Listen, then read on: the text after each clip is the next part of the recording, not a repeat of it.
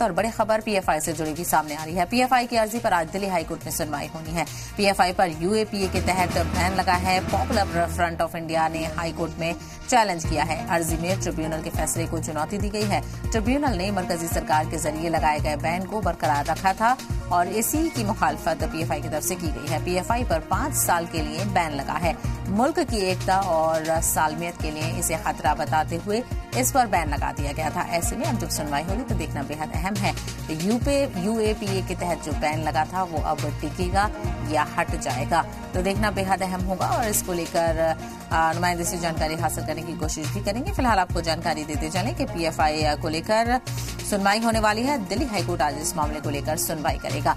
तो पीएफआई पर यूएपीए के तहत बैन लगा था। कई मामलों को लेकर शिकायतें सामने आ रही थी, उसी के चलते पीएफआई को बैन करने की मांग की गई थी। तो पॉपुलर फ्रंट ऑफ इंडिया ने हाईकोर्ट में इसको चैलेंज किया है। जो यूएपीए के तहत पीएफआई पर बैन लगा है उसको हाईकोर्ट में चैलेंज किया गया है। दिल्ली हाईकोर्ट इस मामले को लेकर सुनवाई करेगा। तो जो ट्रिब्यूनल ने फैसला किया था यूएपीए के तहत बैन लगाया था पीएफआई पर, उसी फैसले को चुनौती दी गई है और ट्रिब्यूनल ने मरकजी सरकार के जरिए लगाए गए बैन को बरकरार रखा था। इसी को लेकर और ज्यादा जानकारी हासिल करते हैं। हमारे नुमाइंदे अरविंद सिंह इस वक्त हमारे साथ जुड़ गए हैं। अरविंद, पीएफआई की तरफ से जो अर्जी दाखिल की गई है आज उस पर सुनवाई होने वाली है। ऐसे में सवाल यही है कि जो बैन है वो हट भी सकता है और टिका भी रह सकता है।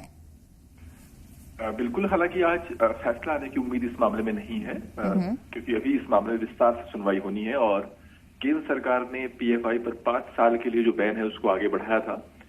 उसके बाद यूएपीए ट्रिब्यूनल ने भी सरकार के इस फैसले को बरकरार रखा था। दरअसल सरकार जब भी किसी संगठन को यूएपीए के तहत बैन लगाती है तो उसकी पुष्टि के लिए जरूरी है कि ट्रिब्यूनल भी सरकार के फैसले को मंजूर करे। तो सरकार की तरफ से जो फैसला लिया गया था उसे यूएपीए ट्रिब्यूनल की तरफ से भी सही ठहराया गया था और उसी फैसले को ट्रिब्यूनल के फैसले को पीएफआई ने हाईकोर्ट में चुनौती दी है।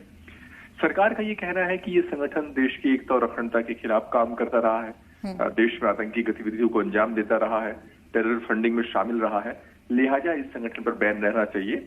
वहीं पीएफआई का ये कहना है कि जो बैन लगाया गया वो गलत है, नियमों के विपरीत है। पहले इस मामले में हाईकोर्ट में सुनवाई के दौरान यही सवाल उठा था कि जो पीएफआई की तरफ से जो याचिका दायर की गई है क्या वो सुनवाई लायक है भी या नहीं।